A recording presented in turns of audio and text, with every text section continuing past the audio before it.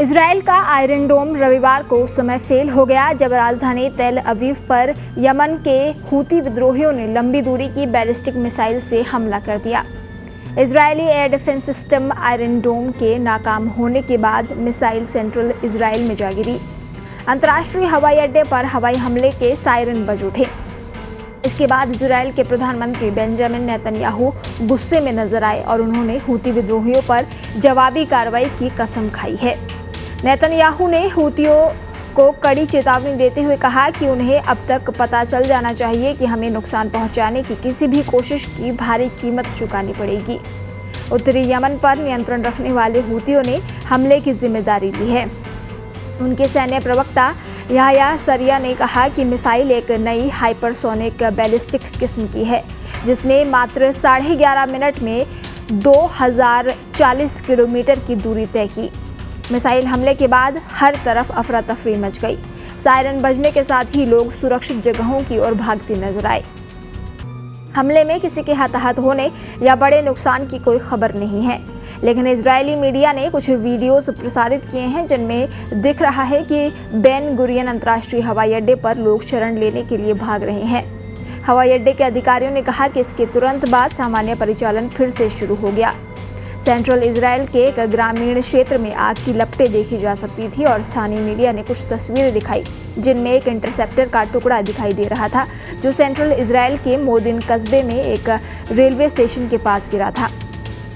Houthi विद्रोहियों की missile को इजराइल का आयरन डोम रोक क्यों नहीं पाया? फिलहाल इसको लेकर जांच जारी है। इजरायली सेना ने कहा कि उसने अपने बहुस्तरीय हवाई सुरक्षा प्रणाली का उपयोग करके मिसाइल को हवा में ही मार गिराने के कई प्रयास किए, लेकिन अब तक ये निर्धारित नहीं किया जा सका है कि कोई प्रयास सफल रहा या नहीं। उसने कहा कि मिसाइल बीच हवा में ही टूट गई और घटना की अब भी समीक्षा की जा रही है। सेना ने कहा कि क्षेत्र में विस्फोटों की आवाज़ इंटरसेप्टर से आई थी।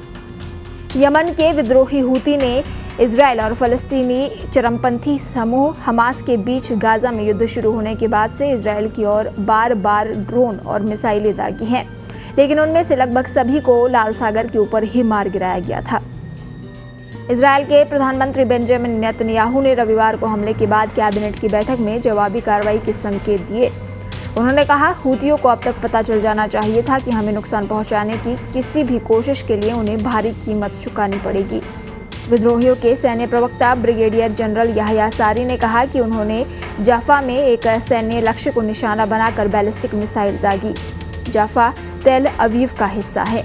नेतन्याहू ने कैबिनेट बैठक में कहा, यथास्थिति जारी नहीं रहेगी। इसके लिए हमारी उत्तरी सीमा पर शक्ति संतुलन में बदलाव की जरूरत है। हम अपने निवासियों को सुरक्षित रूप से उनके घरों में वापस भेजने के लिए हर संभव प्रयास करेंगे। हिजबुल्लाह ने कहा है कि अगर गाजा में युद्ध विराम हो जाए तो वह अपने हमले रोक देगा। हूती सरकार के प्रवक्ता हाशिम शरफ अल-दीन ने कहा कि यमन के लोग इस्लाम के पैगंबर मोहम्मद साहब का जन्मदिन मनाएंगे, जबकि इजरायलियों को बंकरों में रहना होगा। हूतियों ने लाल सागर में वाणिज्यिक जहाजों पर भी बार बार हमला किया है।